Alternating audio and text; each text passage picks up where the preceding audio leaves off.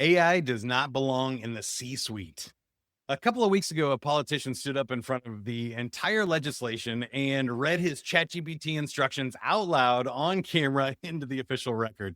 We all got a good laugh at it, but that same morning, I'm guessing somewhere in America, a CEO sent a giant strategy document or an internal memo or an email to his team with the same ChatGPT prompts embedded.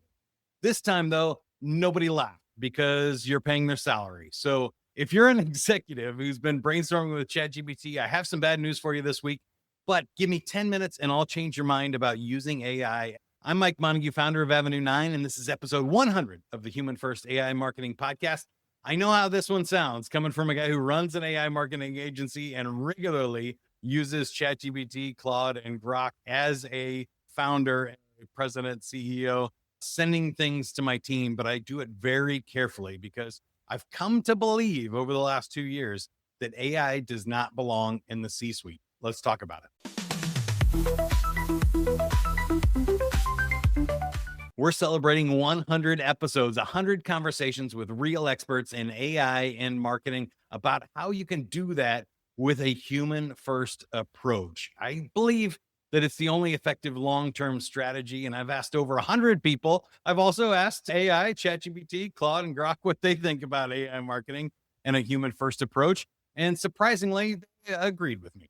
So the whole idea behind this show is, how do we figure out how to use AI the right way to make better marketing, have more conversations, create better content, create more conversions and customers and lifelong clients with AI rather than just creating more AI slop. The guests have been amazing. So thank you for watching. Thank you to the guests who have come on and shared their valuable insights with me. I've learned a ton and I wish you continued success. Here are some of my top takeaways from these conversations. Number one, nobody who's actually winning with AI is winning because of the tool. It's the strategy and the systems they have built around it. Look, this is huge. I think everybody has access to AI, so it's not a competitive advantage. It's how you use it and how you use it to connect with other people that matters. Number two, trust got a lot more valuable the moment everything got fake and cheap. So a lot of people are still trying to figure out how to use AI to create a bunch of content. I feel like the best way to use AI is to figure out how to have better connections and better conversations, as I mentioned. The best content in your company already exists. It's sitting in the conversations that nobody bothered to record up until now. But now that it's cheap and easy to record, we can really do some cool things. We can capture those client conversations, the sales meetings, the marketing brainstorms and insights, and we can really get good about leveraging our existing conversations to create some really awesome marketing content. But the newest lesson is the one that I've been chewing on for months, and it's the reason I'm doing this episode solo, because AI is being misused by the people who have the most power to misuse it. And I think this is really important. AI can be a gift to your frontline experts. The boots on the ground, doing the hard work, grinding it out day to day. They really need the help of AI to keep up with the speed of change and the speed that you're trying to move in your organization. AI can also be a real advantage for your middle managers, the bosses in your organization, because they are kind of used to translating maybe slop from the front line or unfinished ideas from the board and senior management, and trying to filter those conversations, what's good, what's bad, and translate that to other levels of the organization. So middle managers are really good at using AI with discernment, which I think is key. But in senior leadership in the C-suite, I feel like AI is a liability. It does have some bonuses. I'm going to share some of those with you shortly. But what happens is senior leadership will believe that AI is super intelligent, that it can take the place of their team, that they can just do everything now because they have this magical, super intelligent AI assistant. And so that they can do the jobs of their VPs and their managers, or they can even do the jobs better than the frontline people. They'll just ask Claude to rewrite that blog post or check that email and tell them what's wrong with it and how it can be improved. And you start doing what I call grading A student's homework with a C student skill set. And it's really not good. It can create a lot of problems in your organization. Asking AI is not a leadership skill. Anybody in the team can do that. So the frontline people can do your job as well, if that's true. They can just ask what the strategy should be and who they should hire, who they should fire, how to balance the budget, and all the stuff on your desk. A prompt is not an insight. Answer from an AI engine isn't a strategy. It's a printout of a point of view that's most likely the one you already had. And I'm going to give you some more reasons and explanations for this here. Reason number one, AI is like a college intern that took every class that's available in the world online. It got a C in every single one of them by cheating off other people's papers. Now, I want to be fair to AI. That's incredible, right? Nobody on your team has passed every single test, every single college exam that exists out there. But that doesn't make it super intelligent because it cheated off other people's papers and it just barely got a C. So if you're hiring someone for a specific job, if you were looking at biology, for example, I would take an A+ student in biology. I don't need to settle for a C. So when it comes to marketing or sales or anything else, it's interesting that you can have an intern kind of come in that has a C in everything. It'll work for hours and never complains. It'll do exactly what you want, but it's also never had a real job. It's never lost a client. It's never sat across from a customer who was angry, but they couldn't articulate why. And we've had to untangle it with them. And they've never had to live with the strategy decision of a CEO for 3 years while you wait for it to pay off. And everybody's questioning it. You have to really manage the fears and concerns of your team, not just the decision that you make. It's read about all of those things, but that's different than actually doing it, than knowing it. And the problem with the C student shortcut is that you're getting C work. So if you are good in one area, you don't need AI. If you are bad in an area, AI is a great shortcut. I kind of consider it like the Cliff's Notes version of studying for a paper, right? But you don't use Cliff Notes to grade an A student's paper, that you don't pretend like it's super intelligent. Cliff Notes is a nice shortcut and it will help you pass the test.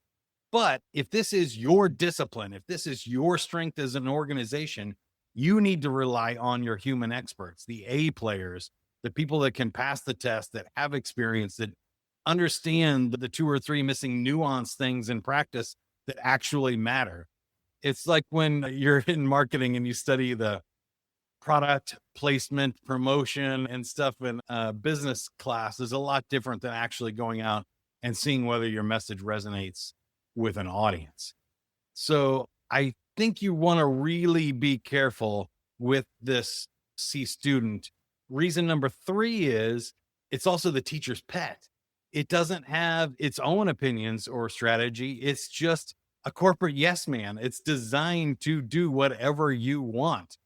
So researchers have recently run all the frontier models through 15,000 different strategy simulations. They published this in the Harvard Business Review. Given the real business tensions and the focus, the models kept recommending whatever fashionable management language matched instead of actual strategy. Researchers called this trend slop because it got even worse. When they flipped the order of the options that it was asking AI, the AI flipped its answer 20% of the time, which means just the way you type in the questions as a CEO can lead to different answers.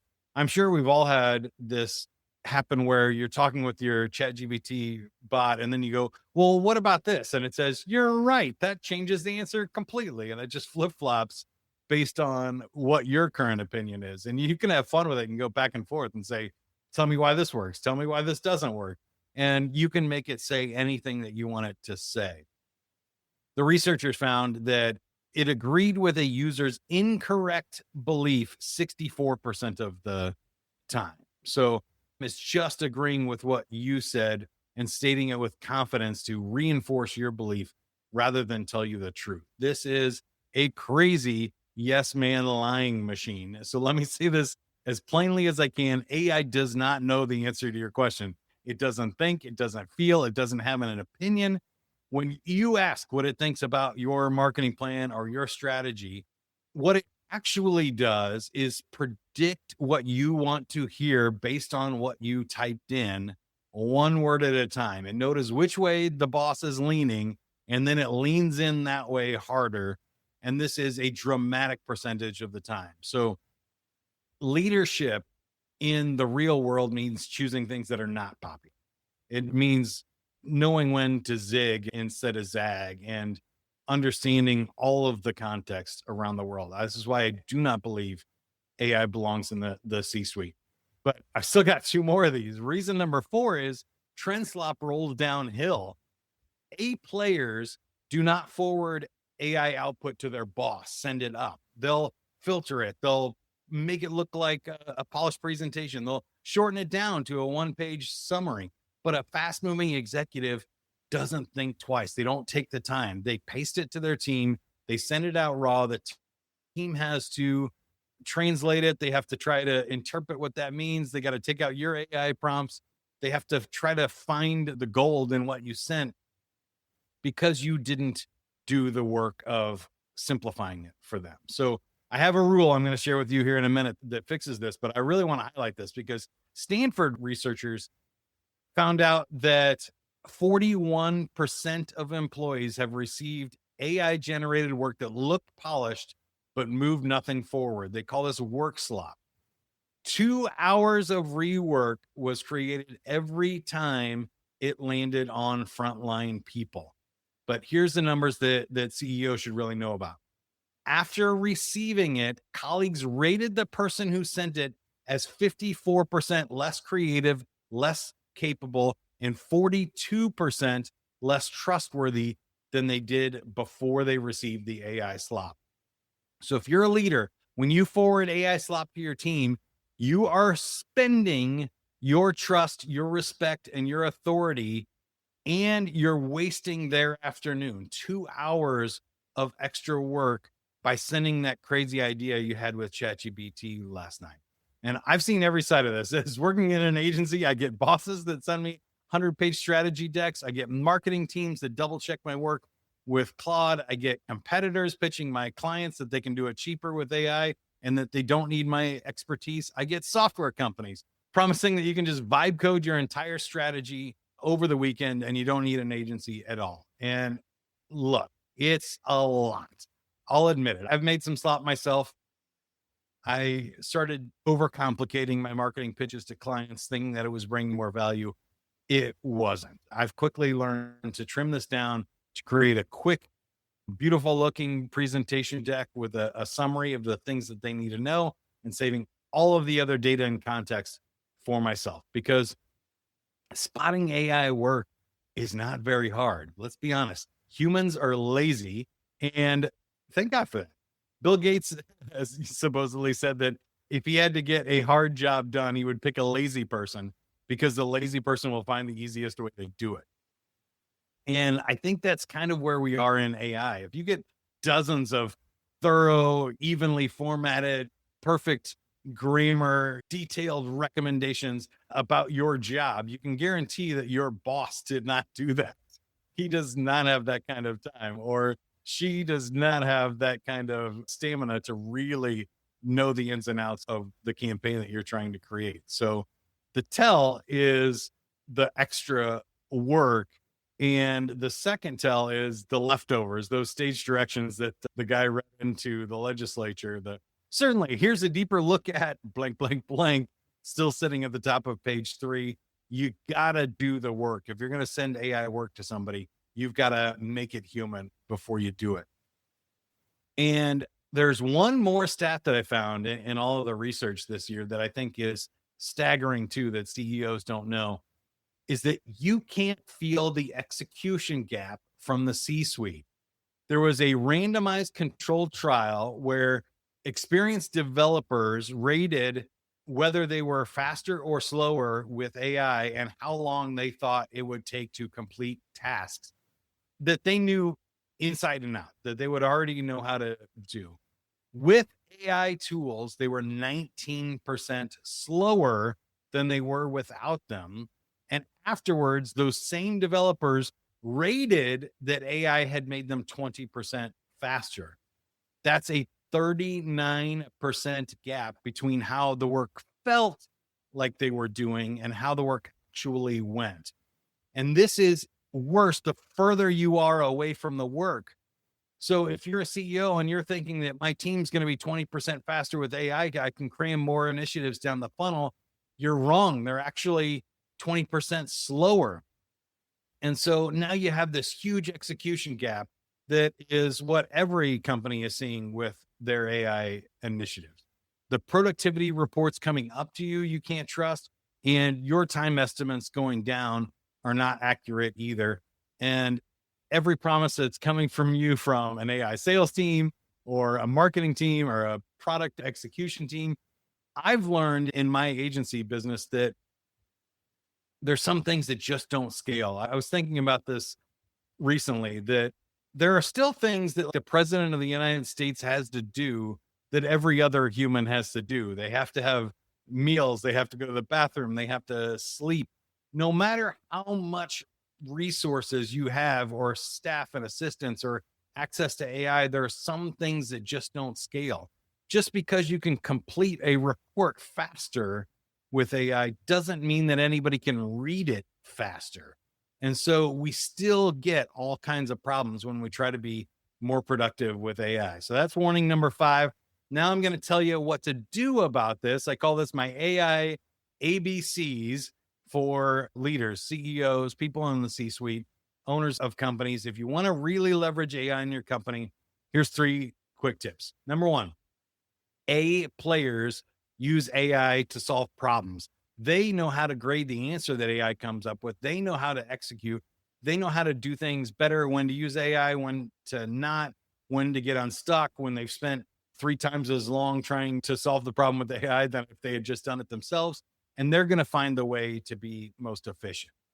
But like we just mentioned, you got to look over their shoulder and make sure that that is accurate, that they're not getting stuck trying to use AI in a way that it's not intended, or they're not still trying to stick to old ways and they're not quite pushing themselves to innovate with AI. Letter B. B is for bosses, your middle managers. They can use AI to sharpen things going up and down your organization. They've been trained for a century in exactly the skills that you need in the AI world. They can filter. They can take 12 ideas from the floor and carry up to 2 ideas that matter to the C-suite.